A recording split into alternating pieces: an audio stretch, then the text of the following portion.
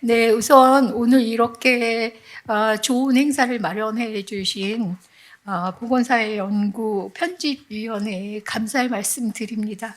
또한 그 앞전에 발표해 주신 세 분 선생님께도 네, 노고를 취하해 드리는 바입니다. 네, 제가 그 작년 3월 달에 아마 은퇴하고 이제 그 1년 한 2개월, 3개월 만에 처음 이런 자리에 왔습니다.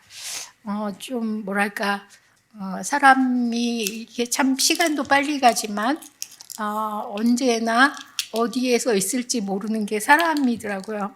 어제까지는 김포에서 호박 따고 네, 상추 이제 속 가지고 그러다가 오늘 갑자기 이 자리에 와서 무슨 전문가인 양 하니까 제 자리가 아닌 것 같아서 좀 쑥스럽기도 합니다. 그리고 뭐 이번 발표를 무슨 전문가의 입장이라기보다 그냥 선생님들의 발표를 듣고 제 생각을 조금 말씀드리는 기회로 삼으려고 합니다. OECD 국가 중에 노인 빈곤율과 자살률 1위인 국가에서 살아있는 동안에 존중받지 못하는 인간 존엄성은 그냥 둔 채로 존엄한 죽음을 이야기한다는 것은 참 아이러니다. 살아서 존중받지 못한 자의 죽음을 죽을 때나마 존엄하게 할 수 있다고 생각하는 것은 매우 난해한 생각인 것 같다. 아마도 오늘 우리가 이야기하는 것은 그런대로 존중받고 살았다고 생각되어지는 사람들의 죽음의 한정에서 이야기하는 것은 아닐까? 죽음을 생명현상이 멈추는 일회성 사건으로 본다면 오늘 우리는 이 이야기를 할 필요가 없다. 정확히 말해 우리는 오늘 죽음을 이야기하는 것이 아니라 죽음의 지나는 과정을 이야기하는 것이다. 죽음의 과정은 순간의 문제가 아니라 삶의 한 부분으로 과정의 문제이다. 그러므로 여기에서 이야기해야 하는 것은 우리가 지금 이 순간에 놓여져 살고 있는 우리 사회, 즉 오늘에 대한 이야기를 해야 하는 것이다. 그래서 오늘 세 분의 선생님들 역시 오늘 우리 사회의 죽음과 관련한 다양한 제도와 상황, 외국의 사례에 대해서 이야기하고 계시는 것이다. 그러나 우리가 가장 우선 먼저 생각해야 하는 것은 죽음과 관련된 제도나 이야기가 아니라 우리의 삶 속에서 죽음과 관련된 제도에 대해서 이야기하여야 할 것이다. 초고령 사회가 왔다고 모두 난리다. 그러나 인구의 20%가 65세 이상이 노인인 것보다 더 중요한 것은 그들은 누구이며 어떻게 살아가고 있는 것인가에 대한 살핌 없이 사는 동안은 알아서 너네 마음대로 살고 죽을 때나 존엄하게 죽게 한다는 것은 가능하지 않은 것이다. 돌아놓을 공간조차 없는 쪽방촌에서 살고 있는 노인에게 자기가 살던 곳에서 사는 것이 이상적이니 그것에서 죽는 것이 좋다고 이야기할 수 있을까? 우리는 많은 연구자들이나 학자들이나 현장에 있다는 분들이 가정에서 죽어야 한다라고 얘기하죠. 가정에서 죽고 싶다고 이야기하죠. 그거는 가정에서 죽을 만큼 가정이, 환경이 좋은 사람들의 이야기인 거예요. 그렇지 않은 사람들은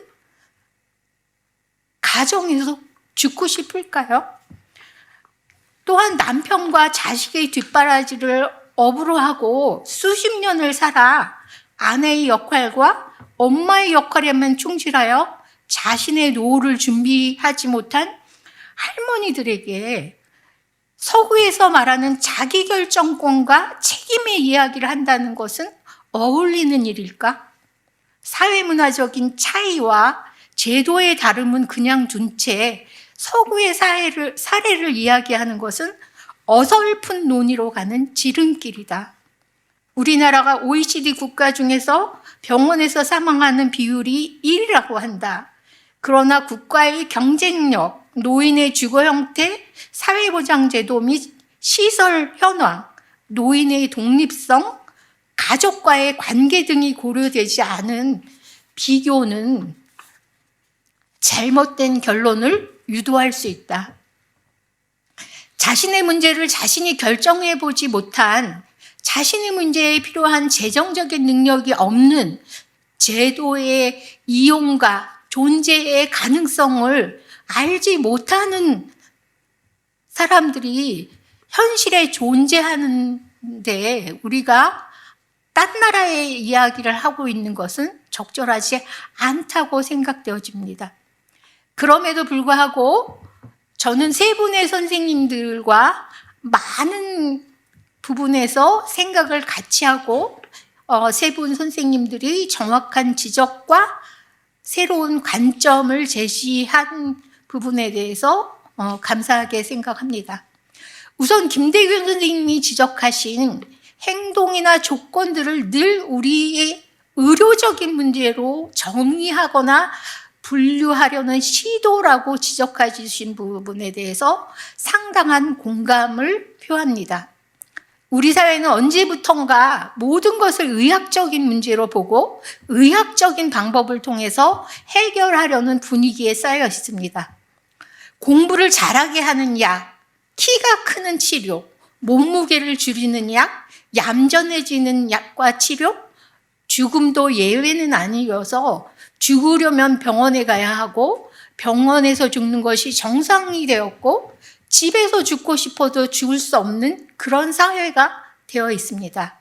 의료기관에서 죽을 수밖에 없는 상황에서 그럼 의료기관에서 잘 죽을 수 있는 환경인지, 보호자 없이 입원이 불가능한 병원의 상황, 요양병원이 교수이지만 간병인에 대한 부담은 개인에게 맡겨서 요양병원은 중증 환자보다는 대부분의 경증 질환에 한정되어 가고 중증일 경우에는 간병비 부담이 상당한 이런 현실, 또한 스스로 비용 부담이 불가능한 환자들을 그냥 두고 죽음을 의료기관에서 일어나는 의료행위에 맡기려는 정부와 사회, 가족들이 존재하는 이런 현실에서 죽음의 질은 낮을 수밖에 없고 존엄한 죽음은 모두에게는 요원할 것입니다.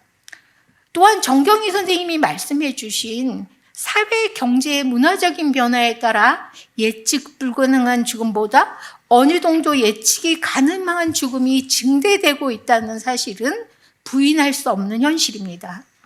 각종의 건강검진, 또한 치료의 장기화 등으로 인해서 우리는 질병의 상태와 예후에 대해서 어느 정도 예측이 가능한, 점점 예측이 정확해지는 그런 사회로 가고 있습니다. 아마도 이런 지점 때문에 생애 말기 돌봄의 필요성이 강조되어야 하는 것이 아닌가 싶습니다. 특히 한국 사람들의 경우 개똥밭에 굴러도 이승이 좋다는 생애에 대한 집착이 강한 문화에서 자신의 죽음을 통고받고 기다리면서 지낸다는 것은 신체적인 고통과 함께 매우 견딜 수 없는 심리적, 정신적인 고통일 것입니다. 또한 김정회 선생님이 소개해 주신 OECD 보고서에 보면 환자 가족에 대한 지원의 중요성을 지적하고 있는 데에 대해서 100배 공감합니다. 상당수의 OECD 국가에서는 국가 보건의료 체계임에도 불구하고 환자의 가족에 대한 지원을 강조하고 있습니다. 그러나 국민건강보험이 있다고는 하지만 진료비, 간병과 간병비, 의사결정에 가족의 개입 등을 요구하고 있는 그런 가족들이 존재하는 한국의 환경에서 가족들에 대한 지원은 더 중요하지 않을까 생각되어집니다. 생명은 순간적으로 존재하는 것이 아니라 삶이라는 연속성을 지닙니다. 죽음이 가까이 올 때 준비하는 것은 준비하는 것이 아니라 죽음의 고통을 모면하려는 발버둥에 불과할 것입니다. 죽음은 삶 속에서 한 부분으로 지속적으로 준비하는 과정이 될 때 존엄해질 수 있다고 생각되어집니다. 기존의 생애 주기별 각각의 다른 사회복지 제도와 존엄한 죽음을 위한 제도가 연계성을 가지고 마련되고 수행될 때 효과적이고 효율적일 것입니다. 아까 김성희 선생님도 지적해 주셨죠. 각종의 사회 보장 제도가 연계되어 있지 않고 네트워크의 필요성이 없는 그런 파편화돼서 수행되고 있는 것이 우리나라의 사회보장제도의 흠집입니다. 현재의 조각난 사회복지제도와 의료제도로 수십 년, 아니 이제 100세 시대, 120세대를 바라볼 때 100년을 살아온 그런 삶을 잘 마무리한다는 것은 모자라도 한참 모자르는 상황입니다. 죽음을 과정으로 삶의 전반을 관통하는 필수적인 요소로 바라보고 정책과 제도를 만들고 수행해야 하는 것이 필요합니다. 예를 들면 이런 거죠. 연명의료 결정제도에서도 노인복지관에 노인들이 하루에 수백 명, 수천 명 모이는데도 그곳에서 연명의료 결정제도에 대한 정보를 제공하는 것이 많지 않습니다. 제가 국가생명윤리 정책원 그 원장으로 할 때 연명의료 결정법이 제정되고 노인복지관을 찾아서 노인복지관 협회를 찾아서 이 연명의료 결정제도에 대한 정보를 노인복지관 중심으로 전파했으면 좋겠다. 그렇게 제안을 했더니 보건복지부 질병정책과에서는 연명의료 결정제도는 자기네 영역이 아니라는 거예요. 그러니까 매사가 그런 식이죠. 그러니까 매사가 분절되고 파편적으로 그냥 개개의 사업으로 존재하지 그 대상자를 가운데 놓고 네트워크를 통해서 사업의 공통점과 그 목표의 일치성을 찾으려는 노력을 전혀 하지 않는 것이 우리나라의 정책의 굉장히 큰 모순이라고 저는 생각되어집니다. 집에서 죽는 것이 좋다고 이상적이라고 쪽방촌의 독거노인이 죽을 때까지 도시락을 제공받으면서 찬밥을 먹어야 하고 연탄을 쌓아주지만 연탄을 갈아줄 사람이 없고 재택의료를 제공한다고 그의 삶이 아름답게 마무리되고 좋은 죽음이라고 해주는 것은 정말 좋은 죽음을 우리가 준비하도록 해주는 것인가에 대해서 다시 한번 돌아보았으면 싶습니다. 네, 제 생각을 간단하게 적어서 읽어드리는 것으로 토론에 대신하겠습니다. 감사합니다. 네, 감사합니다. 김명희 선생님께서는 과정으로서의 죽음에 대한 성찰이 필요하고 존엄한 삶을 위한 사회보장제도의 보완이 없이 존엄한 죽음을 논하는 것은 위험할 수 있다라는 말씀을 해주셨고요. 또 하나 가정 내 죽음을 희망하고 있다는 일반적인 통념, 어쩌면 다소 서구적인 통념에 대해서 정치경제학적인 성찰이 필요하다는 말씀을 같이 해 주셨습니다. 네, 이따가 또 토론에서 조금 더 얘기할 수 있을 지점이 있다고 생각합니다. 그럼 두 번째로 서울대학교 사회학과의 서희정 교수님 토론 듣도록 하겠습니다. 역시 15분의 시간 드리도록 하겠습니다. 네, 감사합니다.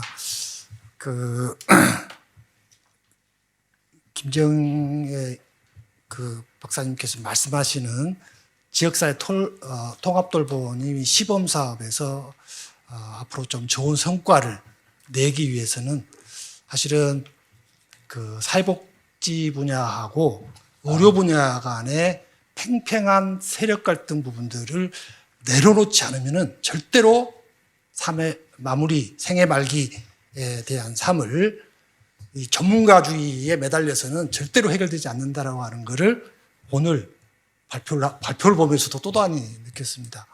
사실 아까 김대균 선생님께서 말씀하시는 그 말씀이 굉장히 의미가 있습니다. 챗GPT한테 물어봤더니 이렇게 대답하더라.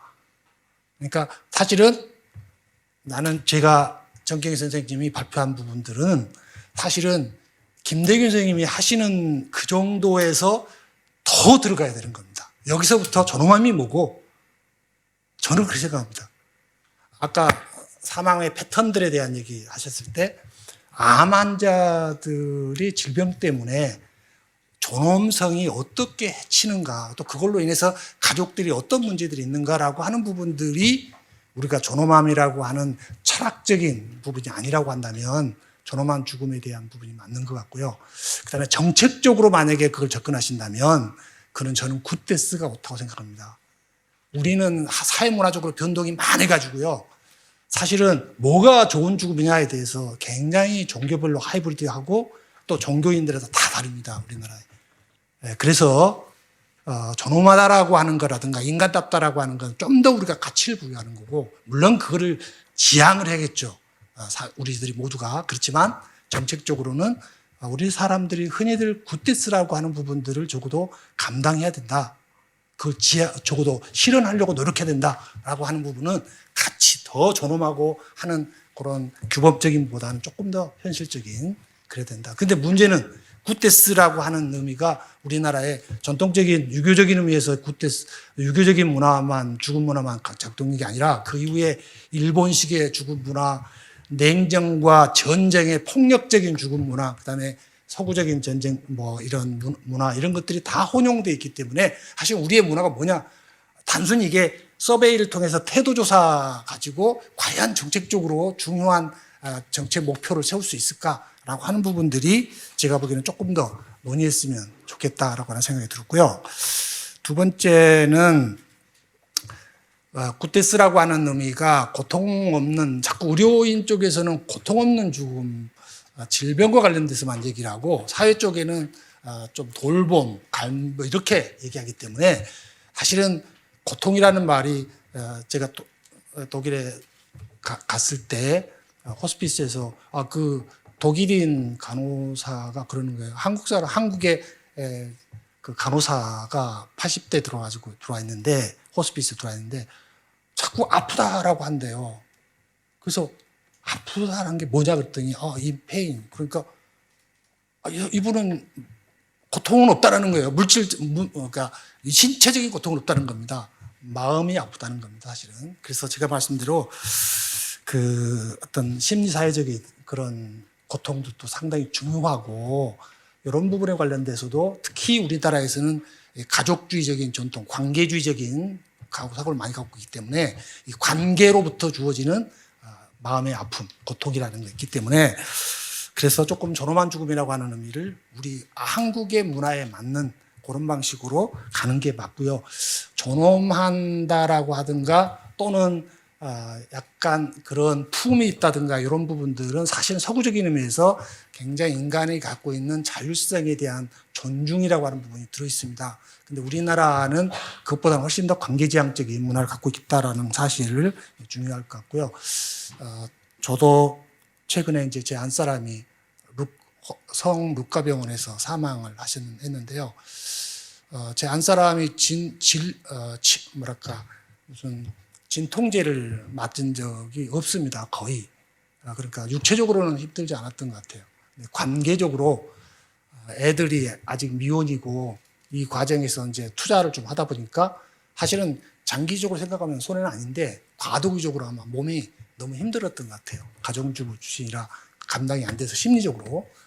이게 결국은 과연 그러면 우리가 이런 부분들은 과연 뭘까라고 할 때 제가 자꾸 의사 선생님들한테 얘기한 대로 호스피스를 의사 선생님들만 개헌할 수 있고 의사 선생님 없는 호스피스는 없어야 된다라고 생각하는 그런 노블리한 호스피스에 대해서 제가 비판해 왔습니다. 그동안에. 그러니까 영적인 욕구가 많은 호스피스, 그런 호스피스 환자도 있을 수 있고, 또는 사회적인 욕구가 많아서 그때의 팀장은 사회복지사라든가 이런 분이 될 수도 있는 그런 호스피스도 돼야 되는데, 우리는 반드시 의사가 있어야 된다. 그래서 의사가 있다 보니까 억대 연금을 보장하는 노블리안 호스피스로 자꾸 가게 된다. 지속 가능하지 않다라고 제가 비판했던 그런 부분이고요.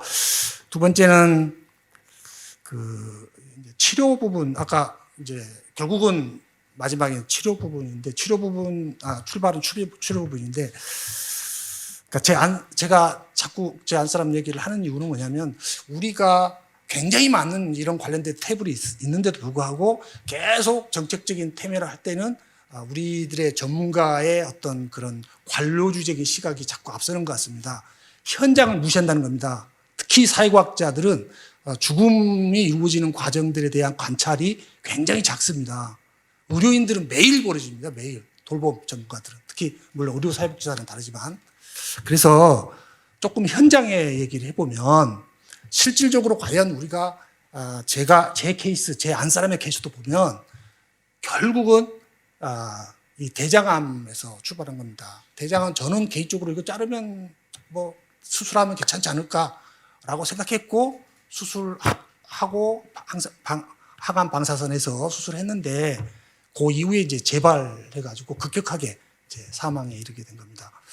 그러면은 이 과정에서 본인은 왜 항암 치료에서 그렇게 거부하게 됐나, 병원에 가기를 싫어했나, 또 병원에 소출해도 안 가려고 했나라고 하는 부분들은 항암에 대한 기본적인 그런 어떤 고통도 있었고요. 또 의료인의 부천질도 있었고, 저희 가족들이 바빠가지고 그걸 케어 못한 그런 부분들이 겹쳐서 그런 일이 벌어진 겁니다. 과연 진짜로 강제로 우리 안 사람이 원하지 않는 방제로 병원에 갔어야 되냐라고 하는 부분들은 여전히 지금도 퀘스천 마크지만, 자연치료하는 어느 한의사 말씀은 오히려 안 갔기 때문에 그동안 8년이나 사셨다, 이렇게 얘기하는 분도 있다라는 겁니다. 우리 사회에. 그렇기 때문에 서양 의료적인 측면이 아니라 다른 시각을 갖는 부분들이, 그래서 제 한 사람도 계속 자연치료, 그다음에 면역치료 이런 것들에 그렇게 매달렸고, 결과적으로는 이제 마지막 전이 돼가지고 사망에 이르게 된 겁니다. 또 하나는 이제 가족 돌봄의 문제인데요. 갑자기 아파지니까 이제 돌봄을 가족이 해야 되는데, 문제는 제 아들도, 물론 아들 하나는, 둘이는 또 제주도에 있기 때문에 올 수가 없었고, 큰애하고 둘째하고 저하고 계속 돌아가면서 해야 되는데, 저도 일이 있고, 그러다 보니까 자꾸 비게 되고, 비될 때는 꼭 무슨 일이 벌어집니다.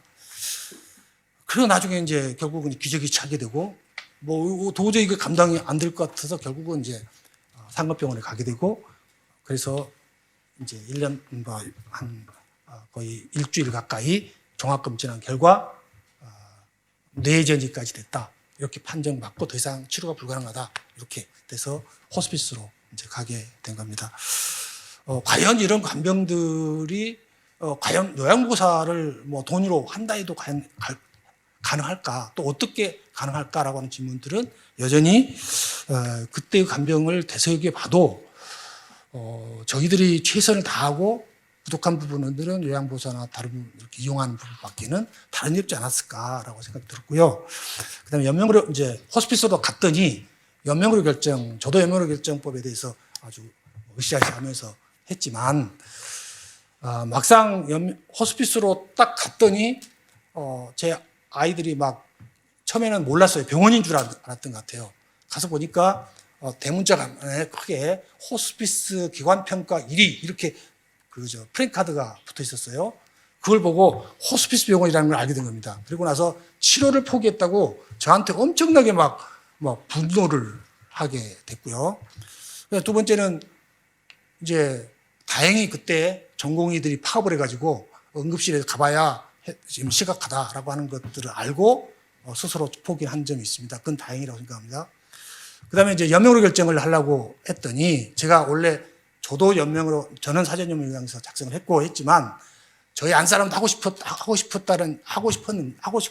저한테 달라고 했는데, 제가 혹시 사전연명 요양서를 저는 괜찮은데, 제 안사람이 하는 거에 대해서는 약간 혹시 뭔가 좀 스킵되지 않을까, 이런 것들이 약간 걱정돼서 못하게 했었습니다. 근데 이게 이제 패착이었던 거죠. 그래서 이제 제가 여러 가지 진술을 하고, 이제 증거를 제시를 했는데, 같이 살지 않는 큰아들이 자기는 들은 적이 없다라고 한 겁니다. 그때부터 이제 야단이 난 거죠. 그래서 다행히 둘째하고 셋째가 동의를 해서 결국 넘어갔지만 엄청난 분란들이 그 안에 있었고요. 왜냐하면 이 종합병원에 있다가 호스피스로 가면은 케어를 잘해줘서 상태가 좀 좋아집니다. 근데 그걸 보고 애들이 우리 엄마는 좋아질 거야 라고 하는 기대가 더 커져버린 거죠. 그리고 병원에서는 계속 저한테는 임종기다라고 해서 빨리 연명으로 계획서 작성해야 된다라고 하고 있었고, 나는 아이들한테 이 계획서 안 하면은 이 병원에서 처벌받을 수도 있다, 의료인도 라고 하는 것들이 아마 반감이 저한테 생겼던 것 같습니다. 그 다음에 그것 말고도 이제 자꾸 이제 장례를 마지막을 준비해라 해가지고 장례를 준비할 때 앞으로 3개월, 6개월 살고 살 수 있다라고 하는 자식들의 기대에 있어서 상의를 할 수 없었어요. 그래서 저 혼자 이제 장례식장도 알아보고 묘도 알아봤는데 그 말이 또 전도 안 돼가지고 우리 엄마를 빨리 죽기를 바란다. 뭐 이런 식으로 이제 오면서 막 분노가 막 엄청 터져가지고 마지막, 그런데 결과적으로는 그런 갈등이 하루 다음날 제 한 사람이 사망을 했습니다. 호스피스로 온 지 2주 만이니까 평균 통계가 23일이니까 24일보다 14일이니까 훨씬 작죠. 장남이 이제 임종 과정도 못 보고 시골에 있었으니까, 지방에 있었으니까 와가지고 고기 푹 숙이고 열차 진행 과정에서 고맙다라고, 저한테 고맙다라는 말을 그렇게 화내고 막 엄청나게 갈등이 있음에도 불구하고 화해가 됐습니다만, 우리가 말하는 연명으로 결정이라든가 이런 부분들이 그냥 평온한 상태에서 그냥 중립적으로 이루어진다 이게 아니고, 수많은 각자의 죽음에 대한 인식과 그리고 관계와 그 속에서 경제적인 여러 가지 조건들과 여러 가지 것들이 버무려진 상태에서 이루어지기 때문에 우리가 연명으로 결정이라고 하는 부분들이 그렇게 쉬운 결정이 아니고 수많은 교육도 필요한데, 아까 우리 마지막 김종인 박사님 말씀하신 대로 의료인들에 대한 교육조차도 연명으로 결정법에다가 못 집어넣는 그런 상황에서 우리 일반인들이 이 죽음에 관련돼서 특히 호스피스에 대한 인식이나 연명으로 결정 포함해서 인식들에 대한 문제도 있는 것 같다라고 하는 거고요. 그다음에 마지막으로는 제가 이 죽음과 관련된 부분들에 대해서 우리나라가 아까 말씀하신 대로 웰빙에 대해서도 제대로 안 되면서 어떻게 마지막 죽을 때까지 존엄하게 죽는다라고 하는 것이 과연 가능하냐, 그겠죠. 어불성설이다라고 우리 김명희 원장님 말씀하셨는데, 저는 우리나라가 잘 살아보세요라고 하는 커치폴은 있었지만 잘 죽세라고 하는 말은 없는 것 같아요. 그리고 제가 우리 서울대학교 명예교수님한테 강의를 좀 필요해서 제가 강의하러 갔더니 죽음자라는 말을 하지 말고 강의하라 그러는 거예요. 그래서 생애 말기에 존엄한 삶의 필요성 및 준비사항, 이렇게 제가 하게 됐습니다. 죽음자 말해도 다 안다는 거예요. 근데 죽음자라는 얘기 하지 말라는 거예요. 그만큼 죽음에 대한 두려움이 그렇게 서울대학의 명예교수님조차들도 그렇게 강하다라고 하는 걸 생각해 보면, 우리가 죽음이 이제 많이 받아들여서 연명으로 결정에 따라서 라고 하는 말은 현실하고 좀 다른 것 같습니다. 연명으로 결정이라고 하는 어떤 면에서 보면은 내가 그렇게까지 무리하게 이렇게 고통 안 당하고 빨리 죽는 길이야, 이럴 수도 있고, 또는 죽음에 대한 진지한 생각이 없어서 그냥 이게 마치 새마을운동 하듯이 가고 있는 것은 아닌가라는 게 사실은 저는 안타깝습니다. 왜냐하면 제가 상담의 질에 대한 늘 문제를 제기하는데, 지금도 사실은 그런 문제들 때문에 제가 죽음교육협회 회장을 하게 된 이유도 사실은 죽음 교육이 우리나라에 너무 없다는 겁니다.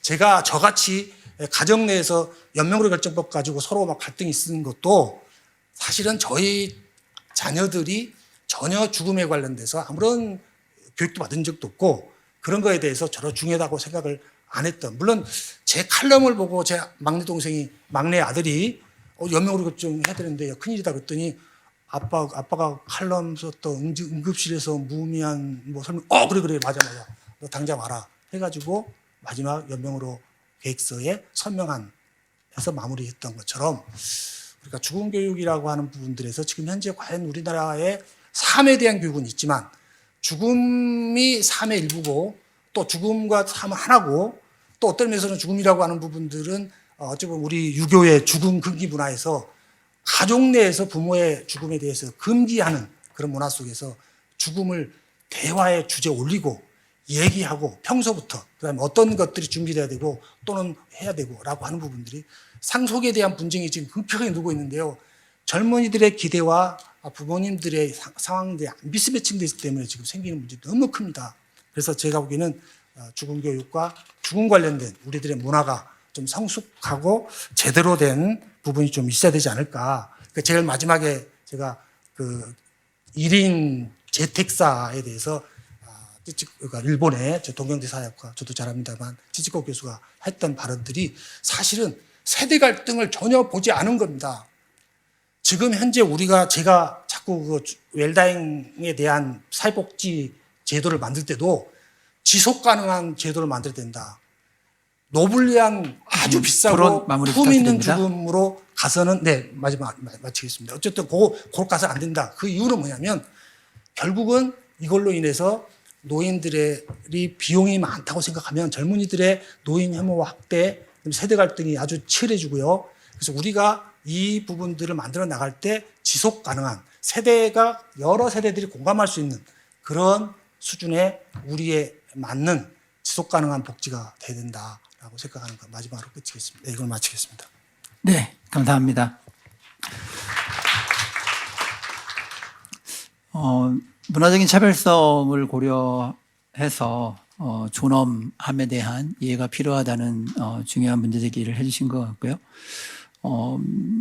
죽음 교육의 필요성에 대해서도 강조를 해주셨습니다. 역시 많은 질문을 던져주신 것 같고요. 또 제도적인 측면에서는, 사회정책적인 측면에서는 과제에 대해서도 다시 한번 고민하게 만드는 그러한 토론이었습니다. 그러면 세 번째 토론을 듣도록 하겠습니다. 서울여자대학교 사회복지학과의 최혜지 교수님이십니다. 네, 안녕하세요. 제가 사실은 그 세 분의 발제를 읽기 전에 토론문을 작성을 했습니다. 그러니까 이런 경우는 거의 없는데요. 토론을 의뢰받을 때 저에게 해주셨던 말이 또 하나의 발제 같은 토론을 해주십사 요청을 하셨던 것 같아요. 그런데 발제문을 보고 나면 제가 아마 그 발제 내용을 넘어서는 또 다른 이야기를 하기가 어려울 것 같아서 중복된 이야기라고 할지라도 죽음에 대해서 제가 하고 싶었던 이야기들을 하는 게 아마도 그나마 토론문 완성이라는 제 과업을 마칠 수 있는 방법이 아닐까라고 해서 토론문을 제가 먼저 완성을 한 상태에서 이제 그 세 분 발제자의 발제문을 봤는데 역시나 제가 읽었으면 절대 토론문을 쓸 수가 없었겠구나라는 생각을 했습니다. 그래서 굉장히 죽음에 대한 다양한 생각들을 해볼 수 있는 그런 세 분의 발제문에 대해서는 제가 뭐 토를 더 달 부분이 없다라는 말씀을 좀 드려야 될 것 같습니다. 아마도 제 그 토론에 대한 것은 여러분들이 제목을 통해서 확인을 하시겠지만은 주로 어떤 죽음에 대한 자기결정권의 문제에 대해서 제가 좀 생각을 해봤고요. 아마도 그것을 중심으로 제 토론의 주제가 수렴이 될 텐데 그 죽음의 자기결정권에 대한 아마도 두 가지의 생각을 이야기해 보려고 하고요. 하나의 생각은 이미 저희가 굉장히 많이 세 분의 발제와 또 두 분의 앞선 토론에서도 이야기가 됐다라고 생각이 듭니다. 근데 이제 먼저 제가 그 존엄한 죽음이라는 거를 염두에 두고 왜 죽음의 자기결정권이라는 주제를 자연스럽게 떠올렸을까라는 생각을 먼저 해봤거든요. 저한테 존엄한 죽음이라는 거는 내가 결정할 수 있는 죽음이 가장 존엄한 죽음의 형태가 아닐까라는 생각을 했기 때문에 존엄한 죽음과 그다음에 죽음의 자기결정권이라는 게 아마도 등치의 관계로 저한테 읽혔지 않았을까라는 생각을 했습니다. 그래서 저는 어찌 보면 그 죽음에 대한 자기결정권을 굉장히 강력하게 지지하는 사람이었는데 이걸 다시 생각해보는 상황에서 죽음의 자기결정권이라는 게 그렇게 단순하거나 만만한 개념은 아니다라는 그런 어떤 나름대로의 통찰을 하게 된 것 같습니다. 그런 죽음의 자기결정권이 참 애매한 모습을 갖는 것은 아마도 그 죽음이라는 것이 갖고 있는 현상으로서의 죽음 자체의 어떤 난해함 때문에 있다라는 생각이 드는데요. 어찌 보면 살아있는 사람들이 죽음을 고민하는 것 자체가 굉장히 재미있는 현상일 수도 있다라는 겁니다. 죽음이라는 것 자체가 존재가 사라져버리는 거기 때문에 사실은 죽음을 인지할 수 있는 죽음의 인식 주체 자체가 어떤 경우에도 죽음이라는 현상에 닿거나 경험할 수가 없다라는 거죠. 그럼에도 불구하고 내가 이미 죽어서 더 이상 존재하지 않는 상황에 벌어지게 될 죽음에 대해서 우리가 끊임없이 고민하는 이유는 도대체 뭘까라는 생각을 좀 해보게 됐고요. 그것이 이제 아마도 그 이후에 제가 다루게 되는 굉장히 중요한 개념들하고 연결이 될 것 같은데요. 우리는 그러면 이제 살아있는 사람으로서 죽음을 경험하게 되는 거는 절대로 나의 죽음이 아닌 타자의 죽음을 통해서 우리가 죽음이라는 걸 경험하게 된다라는 생각이고요. 그게 지금 제가 여기서 지금 설명하고 있는 죽음의 어떤 간접성이라는 것으로 아마 개념화가 될 수 있을 것 같습니다. 나는 타인의 죽음을 통해서 죽음을 경험하게 되고, 그럼 나의 죽음은 누가 경험하는가?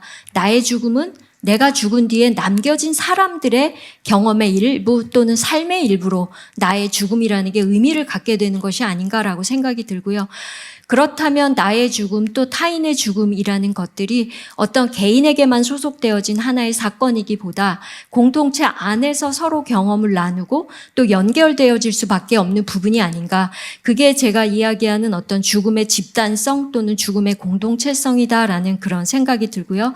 저는 이런 죽음이 갖고 있는 어떤 집단의 경험 또는 죽음이 갖고 있는 공동체의 어떤 공동된 경험성, 여기로부터 죽음에 대한 굉장히 중요한 어떤 권리성이 도출이 된다라고 생각이 들거든요.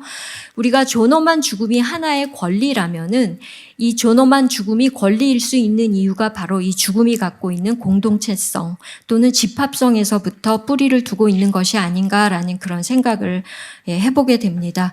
그러면 존엄한 죽음에 대한 권리의 핵심을 이루는 것이 무엇인가? 이거는 이제 제 얘기는 아닙니다만은 그 헌법학을 하시는 그런 법학자들의 그 주장을 빌리자면 존엄한 죽음에서 핵심을 이루는 권리는 아마도 죽음에 대한 자기의 결정권이다라는 이야기들을 하고 있습니다.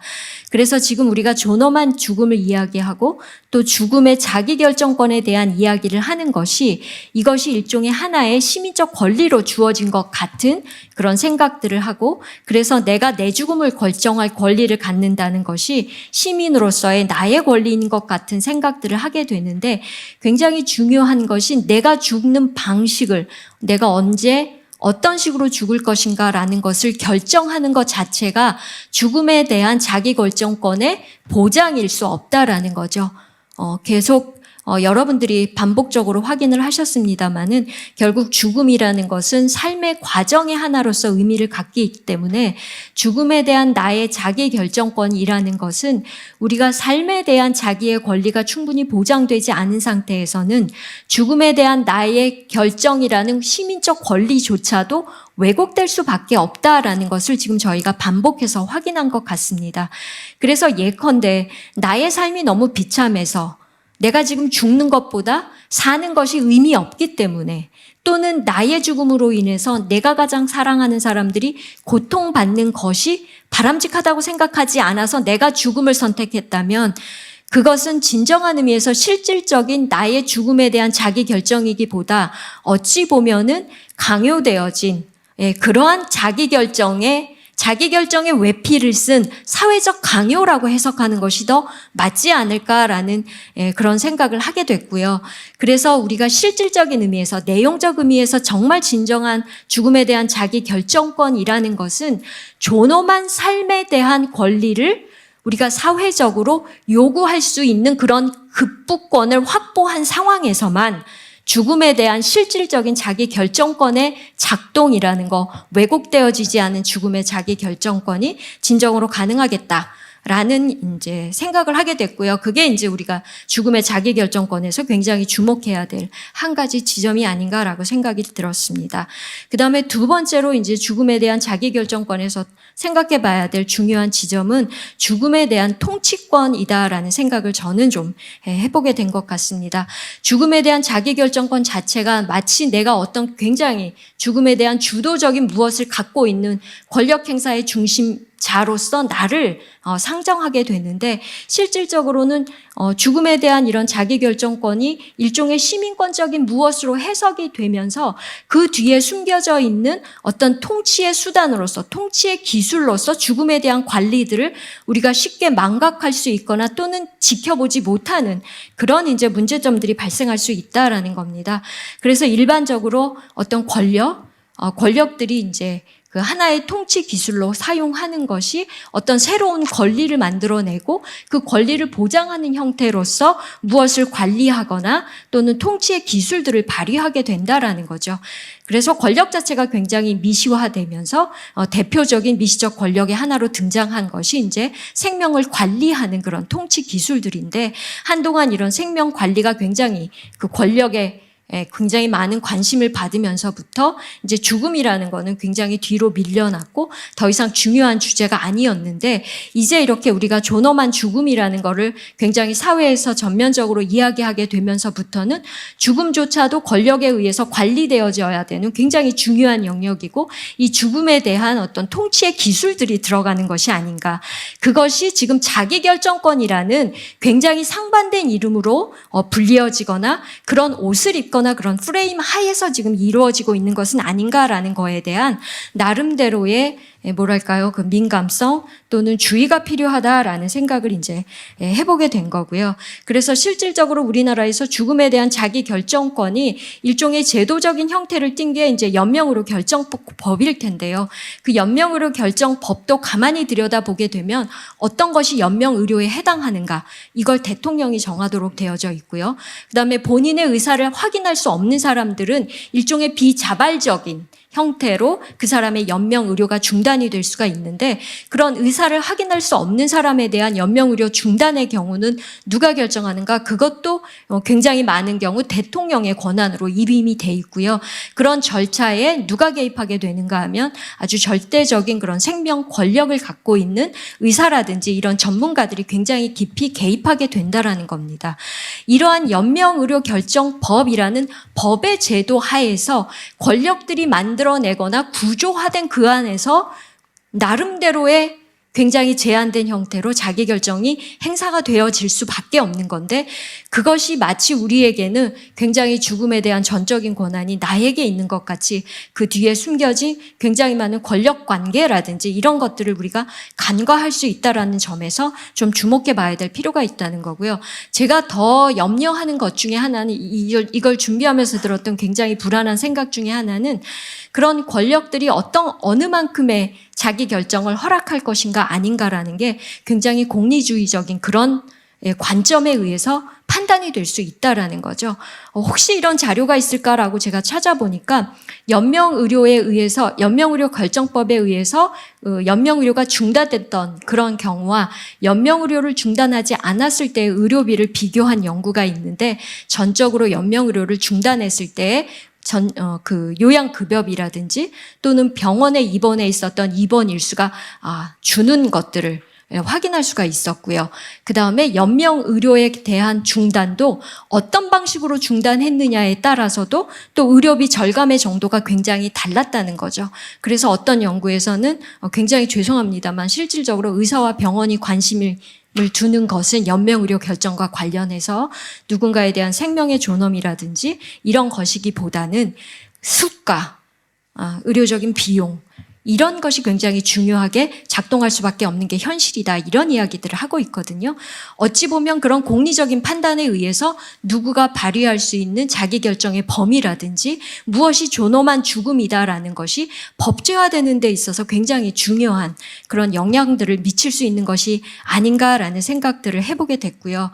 그래서 예를 들면 지금 굉장히 핫한 영화 중에 하나라고 생각이 드는데 그 플랜 75 같은 경우에 보면은 75세 이후에는 이제 국가가 나서서 그야말로 안락사, 자발적인 죽음을 굉장히 그 선전하는 그런 영화를 보면서 설마 이런 세상이 올까라고 생각이 들지만은 굉장히 많은 것들이 또 법이라는 것이 사회적 규범이나 문화라 이런 것들의 토대에서 이루어진다라는 것을 고려하게 되면 만약에 우리가 이런 공리적인 생각에 의해서 이것이 만약에 우리의 현명한 생각이고 사회적 결정이고 문화인 것 같은 그런 어떤 구조와 규범이 만들어지면 사실은 우리가 생각하는 그런 현대판의 어떤 고려장의 형태가 마치 굉장히 중요한 자기 결정에 의해서 이루어진 것이냐, 이제 그런 착각이라든지 뭐 이런 것들도 얼마든지 가능할 수 있겠다. 이거 굉장히 이제 뭐랄까요, 음모론 같은 그런 발언일 수도 있겠는데요.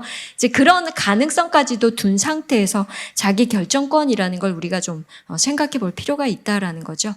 그래서 이제 아까도 말씀드렸듯이 이 존엄한 죽음의 핵심을 이루는 자기 결정권이라는 것이 실질적 형태, 그러니까 내용적이라거나 또는 절차적인 그런 모든 것들을 충족하는 진정한 의미에서 이 자기 결정권이 되기 위해서는 존엄한 삶에 대한 사회적 권리라는 것이 우선 보장이 돼서 자기 결정이 왜곡된 형태로 이루어지지 않아야 되며 또 무엇이 자기 결정의 핵심 내용이고 어떤 절차들을 밟아야 되는가라는 굉장히 중요한 의사 결정에 이 자기 결정권, 죽음에 대한 자기 결정권을 갖고 있는 당사자들이 본인들의 의사라든지 우리들의 의지를 표현할 수 있는 그러한 충분한 거버넌스라든지 이런 것들이 확보되지 않은 상태에서는 자기 결정에 의한 존엄한 죽음이라는 것은 굉장히 그야말로 이제 수사에 불과한 무엇이 되거나 오히려 존엄한 죽음을 더 어렵게 하는 그런 사회적 질서가 될 수 있는 것이 아닌가라는 생각을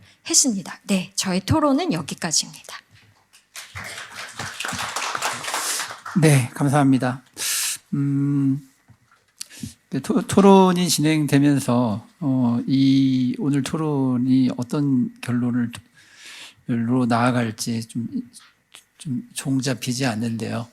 이 논의가 이렇게 굉장히 확산되고 있어서 죽음의 자기결정권이라는 개념을 중심으로 존엄한 죽음을 논의를 해 주셨습니다.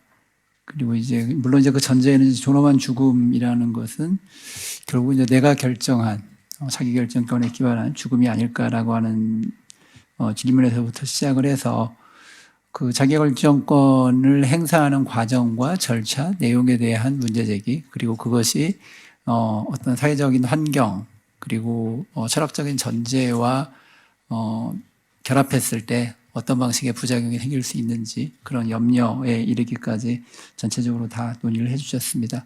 역시 이 죽음에 대한 우리들의 고민과 논의를 깊이 있게 해줄 수 있는 토론이었다는 생각이 듭니다.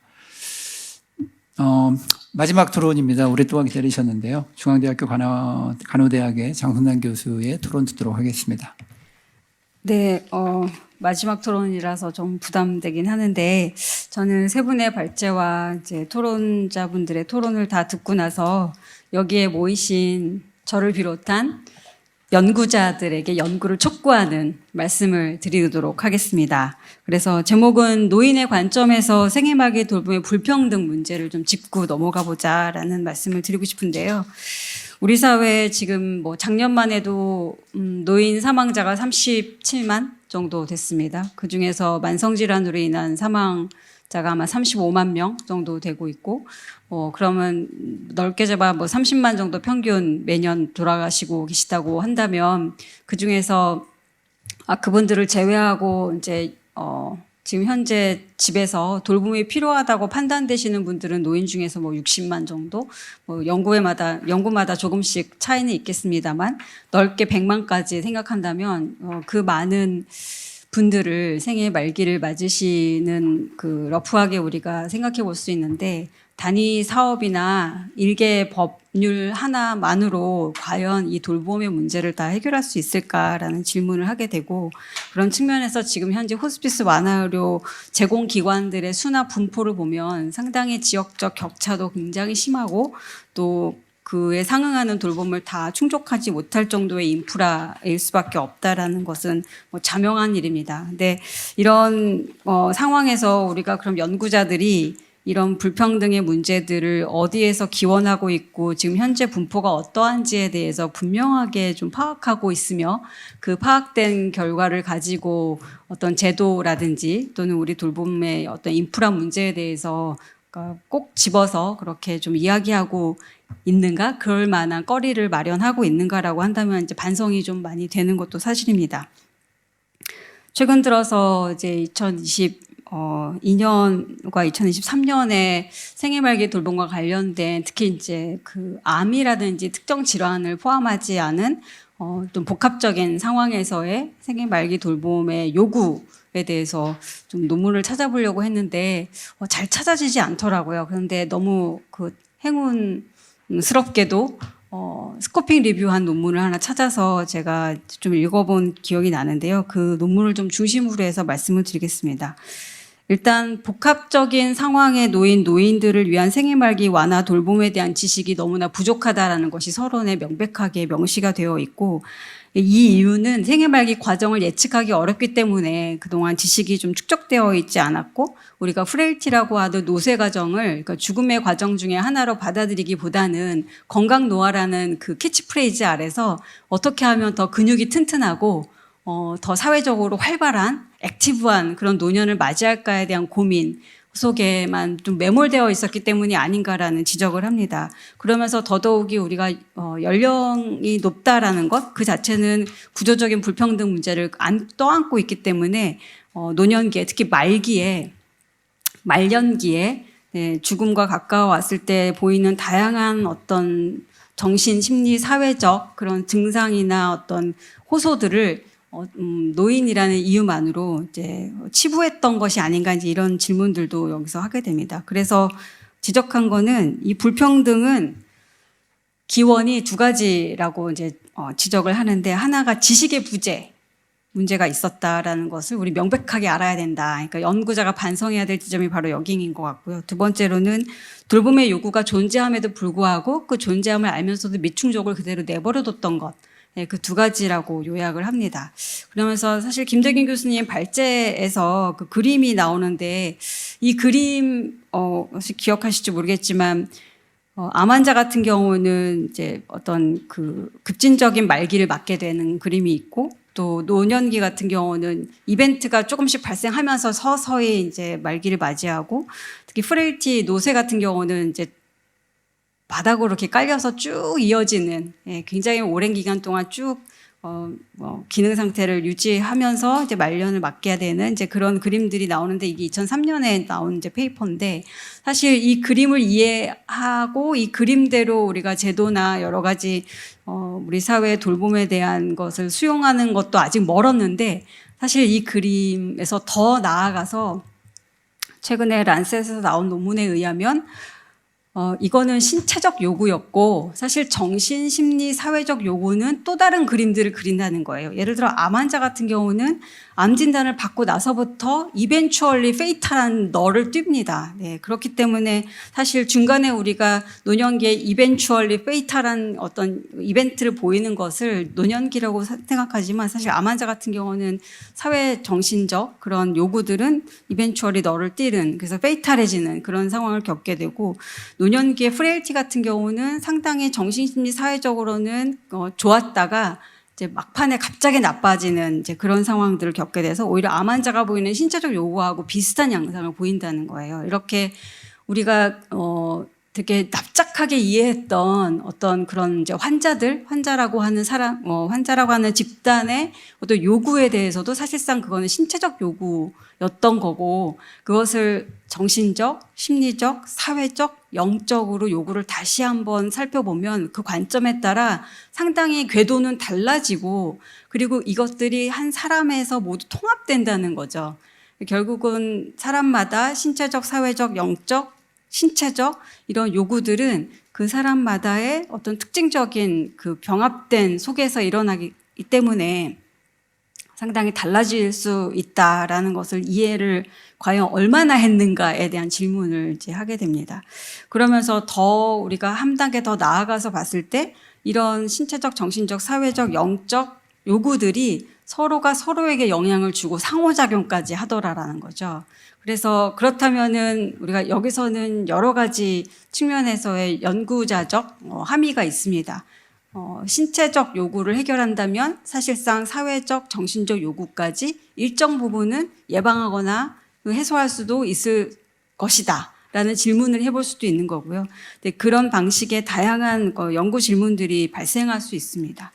그래서 이제 이 연구에서는 뭐라고 얘기하냐면 그동안 우리가 돌봄 요구라고 했던 것을 너무 전문가적 견지에서만 돌봄의 요구가 있을 것이다라고 주장하고 그랬던 논문들은 너무나 많다는 거예요.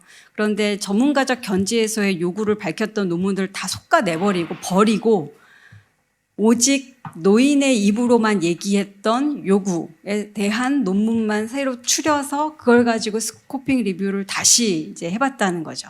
근데 그들의 목소리와 그들의 언어로 어떤 요구들이 있고 그 요구들이 어떻게 서로 상호작용하는지에 대한 그런 분석만 따로 하려는데 여기서 이제 여러 가지 난관에 부딪힙니다. 왜냐하면 대리응답 때문에.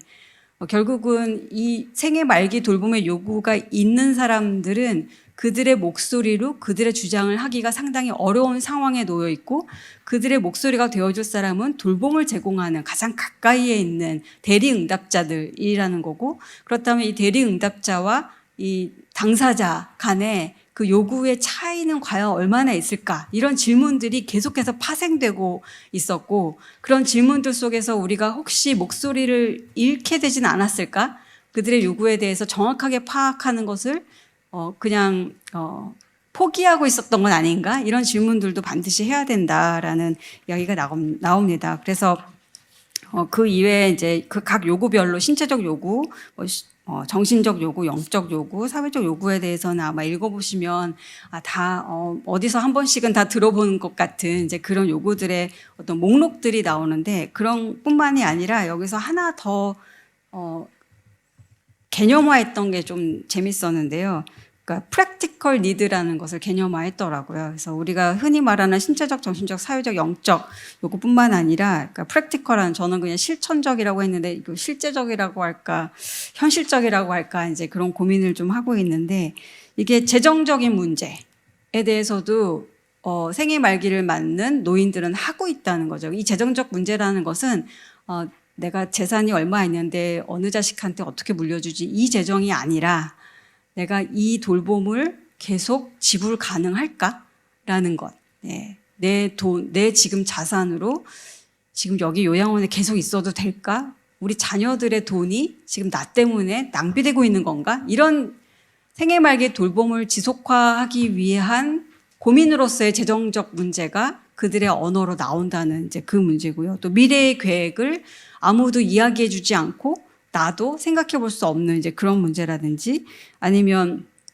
돌봄이 제공되는 시간이라는 것은 내가 똥을 싸고 밥을 먹을 때에만 돌봄이 제공되고 나머지 시간에는 그 아무런 돌봄이 오지 않는 그렇지만 나는 여전히 생애 말기인 그렇기 때문에 나의 영적인 어떤 요구들은 대부분 무시되고 있는 그래서 나는 그냥 단지 죽어가고 마루 한가운데 놓여있는 휠체어 탄 노인에 불과하다라는 그런 이야기가 이제 나옵니다. 그래서 이런 요구들 그러니까 이제 요구들을 다 목록화하고 이런 요구 저런 요구가 있다라는 것을 보여주기 위해서 이 연구를 진행한 건 아니고 이걸 통해서 우리가 어떤 연구를 조금 더 해야 되는가에 대한 어떤 촉구를 하면서 더더욱이 그런 연구가 지금까지 많이 없었고 그것 때문에 불평등이 해소되지 않은 상태에서 우리 사회에서 지속화된다면 이거야말로 우리의 이제 그 정말 뭐라 그러죠? 일종의 할 일을 놓치고 있는 게 아닌가라는 이야기를 하고 있습니다. 그래서 지역사회 거주 노인으로부터 표현된 생애 말기 완화의 돌봄 요구는 일단 너무나 다양한 요구들이 영역별로 펼쳐 보여져 있고 서로 넘나들고 있고 포괄되고 있다라는 것이고 요구들 간의 상호작용을 하고 있고 그렇지만 그동안 우리의 연구는 대부분 요구가 몇 %라는 분포에만 매몰되어 있었고 모든 연구는 전문가적 견지에서 신체적 요구 몇 %, 통증은 40% 이런 식으로 결론 내리고 말았다는 거예요. 그래서 요구의 결과나 정도나 범위나 이런 것들이 일상생활 속에서 어떻게 나타나는지 이런 거에 대한 연구는 너무 없다라는 말을 하고 있습니다.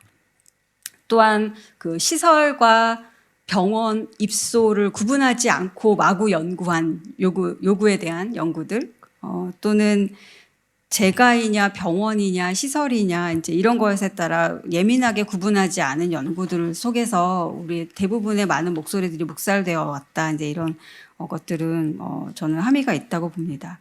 마지막으로 실천을 위한 함의 부분인데요. 생애말기 돌봄의 불평등 문제는 여러 영역의 요구를 제대로 담아내지 못했기 때문에 발생했을 가능성이 매우 크기 때문에 요구에 대한 분명한 이제 연구와 더 많은 토론이 필요하다라는 것이고, 이런 건강과 사회 서비스와의 통합이 어떻게, 그러니까 이루어지면 좋다라는 것은 지속적으로 지금 주장하고 있는데, 이제 어떻게 이루어질 것인가에 대한 연구가 이제는 인터벤션에 대한 이제 연구가 좀 더 많이 필요하고, 또 구조적 문제가 해결돼야 됩니다. 결국은 의료만으로는 절대 해결할 수 없다는 것이 결론이거든요. 그래서 저의 토론문의 맨 마지막 슬라이드가 이제 제가 하고 싶은 마지막 멘트인데요. 죽음의 경험의 현재의 불평등과 불균형을 넘어서기 위해서는 죽음을 생리적 과정이 아니라 관계적이고 영적인 과정으로 재구성을 해야 된다. 근데 지금 현재 우리 사회의 보건의료인이 이 재구성 과정을 과연 하고 있는가, 이제 결국은 교육의 문제와도 연결이 되어 있습니다. 그래서 죽어가는 이들을 위한 지원뿐만 아니라 이게 전문가 중심으로 갈 게 아니라 이제 가족이나 친구, 공동체와 같은 개인의 사회적 네트워크를 인식해야 되고, 이런 인식은 급진적인 변화입니다. 그래서 이런 급진적 변화가 이루어져야 되는 것이고, 이것은 좀 늦었다고 생각합니다. 이제 지금 가장 빠르게 불평등 해소를 위해서는 이런 급진적 변화가 필요한 시점이고, 아까 말씀드린 것처럼 이 건강 노화의 개념 안에 죽음을 준비하는 언급이 빨리 우리가 함께 논의되는 그런 연구가 시급하다라고 촉구하면서 토론을 마치겠습니다. 네, 감사합니다. 생애 말기 돌봄의 불평등 문제를 노인의 관점에서 고찰을 해주셨고요.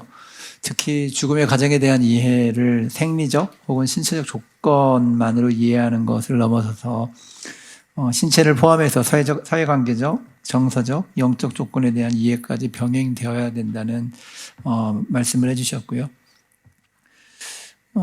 그리고 실제적 차원에서의 고려, 결국 이게 이제 생애 말기 자신의 욕구를 충분히 드러내는 방식, 그리고 드러내는 수준, 여기에 있어서도 역시 아까 몇 차례 얘기가 나왔습니다만 그 문제에서조차도 사회경제적 조건과 그 사회경제적 조건에 따른 차별화가 이루어진다라고 하는 지적을 같이 해 주셨습니다.